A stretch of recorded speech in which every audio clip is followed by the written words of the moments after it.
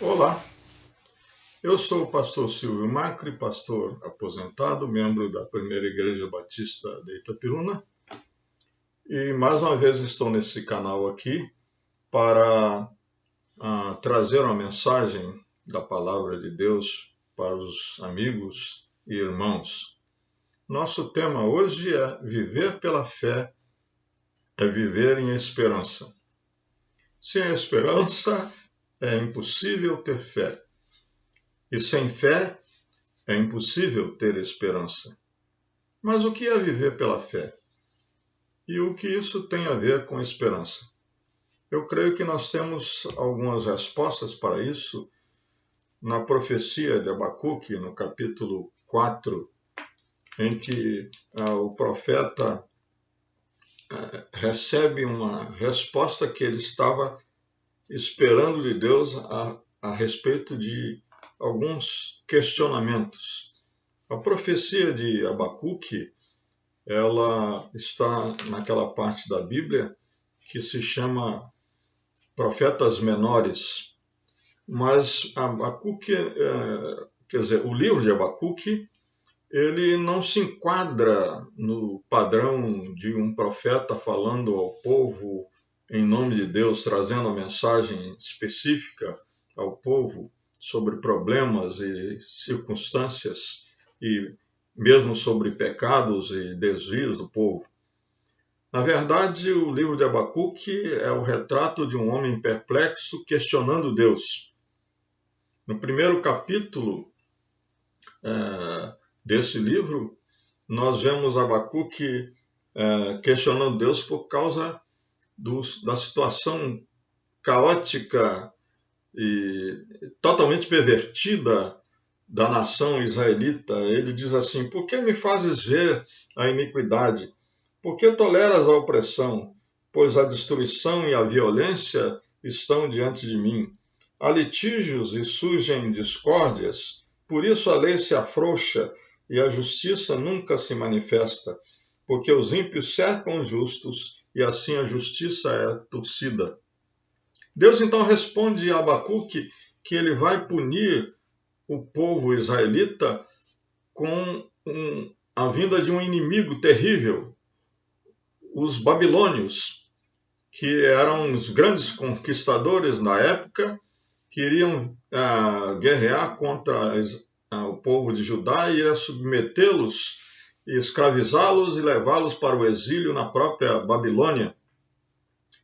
Mas então Abacuque continua questionando Deus, perplexo, porque ele diz: mas como é que o Senhor, que é tão puro de olhos, não pode suportar o mal, nem tolerar a opressão, como é que te calas quando os perversos devoram aqueles que são mais justos do que ele? Quer dizer, Deus iria usar uma nação pagã, muito mais ímpia do que Judá, para puni-la pelos seus pecados.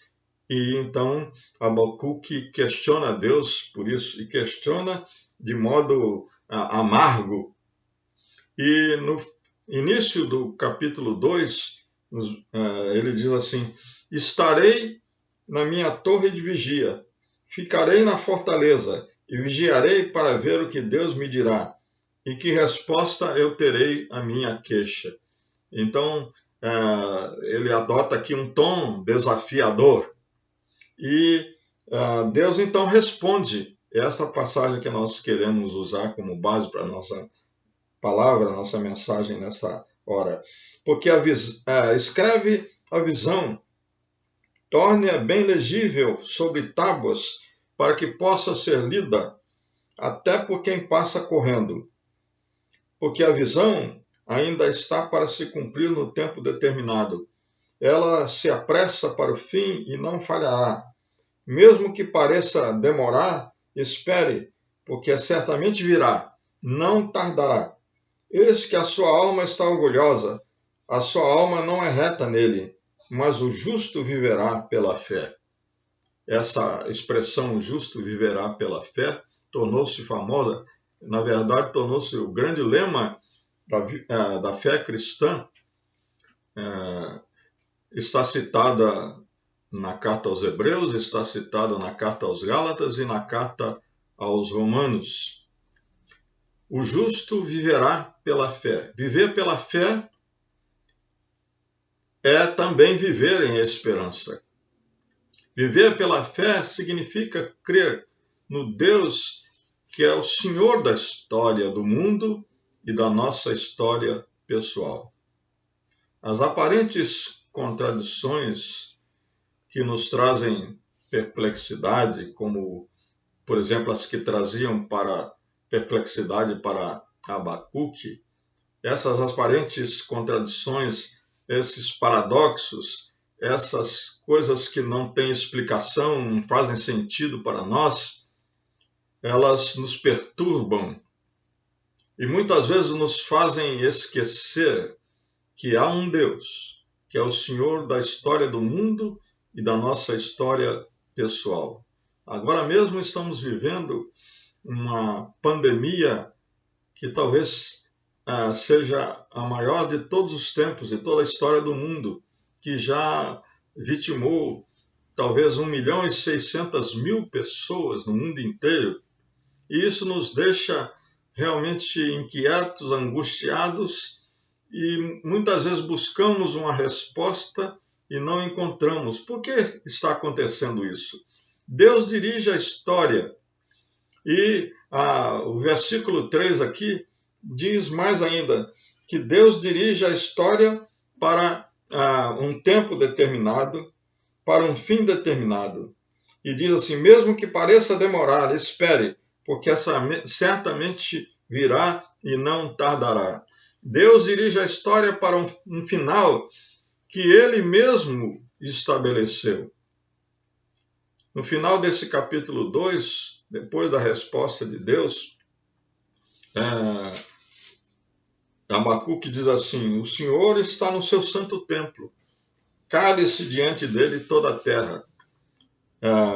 E no versículo 6 do capítulo seguinte, o capítulo 3, ele diz, ele para e faz a terra tremer, olha e sacode as nações, esmigalham-se os montes primitivos, as colinas antigas se abatem, os caminhos de Deus são eternos. Jesus Cristo afirmou lá no início do livro de Apocalipse, eu tenho as chaves da morte e da vida, eu sou o princípio e o fim. E essa é a grande verdade a respeito de Deus. Deus é eterno. Ele é o Criador, nosso Criador, Criador do universo. Ele é que controla o universo, ele controla a história do mundo, ele controla a nossa história pessoal. E viver pela fé significa crer no Deus que é este Senhor da história do mundo e da nossa história. E esperar, porque ele dirige a história do mundo para um final que ele mesmo estabeleceu. Viver pela fé também significa crer na palavra de Deus, que é a revelação clara da sua vontade.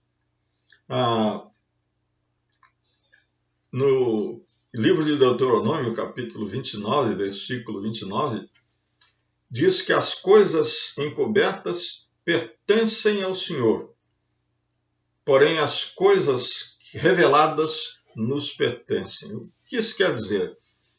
É que nós não temos que especular sobre coisas que estão fora do nosso alcance, do nosso conhecimento, da nossa percepção. E quer dizer também que tudo que nós precisamos para viver pela fé e viver em esperança, Deus revelou em sua palavra.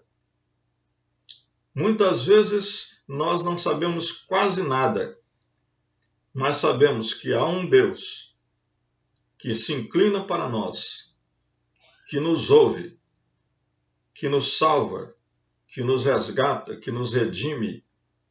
Um Deus que perdoa o nosso pecado, um Deus que ofereceu o seu Filho na cruz do Calvário para lavar todo o nosso pecado pelo seu sangue precioso. E isto é bastante para nós. Além disso, é um Deus que tem promessas maravilhosas para nós no futuro. Jeremias, no capítulo 29, versículo 11, ele diz: eu é que sei que pensamentos tenho, isso é falando em nome do Senhor, né? Eu é que sei que pensamentos tenho a respeito de vocês. São pensamentos de paz e não de mal, de dar-lhes um futuro e uma esperança. O povo estava inquieto, o povo estava, infelizmente, uma parte do povo, a maior parte dominada pela perversidade, pela idolatria, pelo pecado, mas havia uma parte fiel e para essa parte fiel, Deus manda essa mensagem. Eu sei os pensamentos que eu tenho a respeito de vocês, são pensamentos de paz e não de mal, pensamentos de lhes dar um futuro e uma esperança. Crer na palavra de Deus, que é a revelação de Deus clara da sua vontade, nos dá esperança, nos dá força para viver pela fé e ter esperança. No versículo 2 dessa passagem que está servindo de base para a nossa mensagem, Deus diz para Abacuque: escreva a visão. Escreva a visão e coloque de uma maneira bem legível sobre tábuas, para que até quem passa correndo possa ler. Essa é uma forma idiomática de expressar a ideia de que a palavra de Deus, o profeta e qualquer um dos que falem em nome de Deus deve ter a clareza de falar aquilo que Deus mandou, de modo que o povo possa entender. E foi isso que nós temos, e foi isso que foi registrado na Bíblia para nós. O apóstolo Paulo diz na carta aos Romanos, capítulo 15, versículo 4, pois tudo o que foi escrito no passado para o nosso ensino foi escrito, a fim de que, pela paciência e pela consolação das Escrituras, nós tenhamos esperança. As Escrituras, a revelação que nós temos na Bíblia, elas são para a nossa perseverança, para que nós tenhamos esperança, para que nós possamos viver pela fé, esperando aquilo que Deus preparou para nós. Viver pela fé também é viver sob a graça de Deus. No versículo 4, esse versículo tão importante que tem essa expressão, mas o justo viverá pela fé, antes, porém, diz assim, eis que a sua alma está orgulhosa, a sua alma não é reta nele. Não só Abacuque aqui não só a palavra estava se referindo a Abacuque, que estava adotando aquele tom desafiador contra Deus, dizendo que ele ia ficar vigiando para ver o que Deus ia responder à queixa dele. Também se referia ao povo arrogante israelita e se referia também aos babilônios, que eram conquistadores arrogantes. O homem é sempre arrogante, autossuficiente, orgulhoso, às vezes até insolente. E isto vem de muito longe, desde lá da criação, quando o diabo disse para a mulher, não foi bem isso, não é bem como Deus disse para vocês. Não é bem assim. Se vocês comerem do fruto da árvore que está no meio do jardim, vocês vão ser iguais a Deus. E isso é a grande tentação do homem, ser igual a Deus. Decidir e escolher o seu futuro, o que vai ter, o que vai ser, o que vai viver, planejar sem Deus e viver sem Deus. Isso é insolência, é arrogância. Isso não é viver pela fé. Viver pela fé é confiar em que Deus tem todo o poder, em que a graça de Deus é bastante para nós, que nós só precisamos da graça de Deus, como diz o salmista, que a graça de Deus é maior que a vida. Isso é viver pela fé. Quem vive na arrogância não vive pela fé.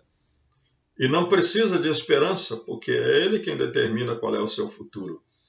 Porém, nós sabemos que quando o homem tenta decidir o seu futuro, ele fracassa, ele se decepciona.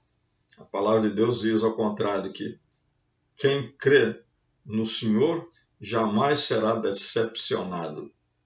Viver pela fé é viver sob a graça de Deus. A graça aquieta o coração. O salmista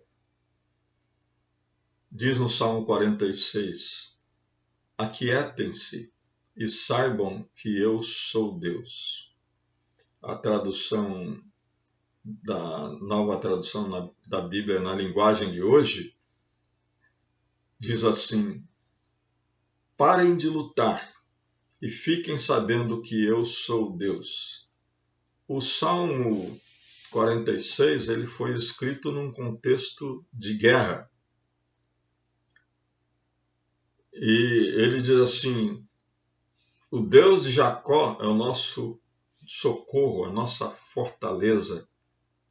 A esperança do salmista não estava em armas de guerra, não estava em exércitos, estava no Deus Todo-Poderoso, aquele que diz no versículo 10, essa batalha é minha.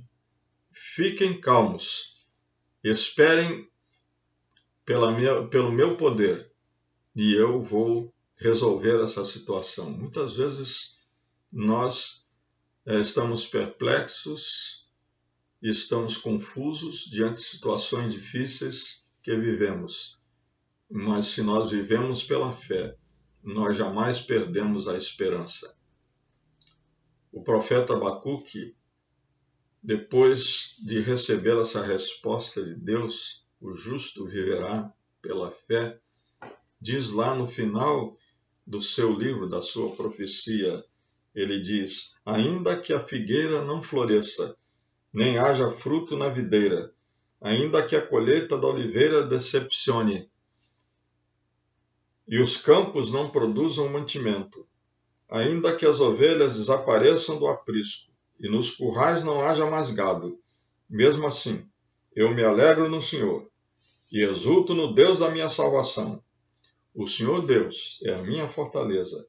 Ele dá aos meus pés a ligeireza das costas e me faz andar nas minhas alturas. Portanto, ainda que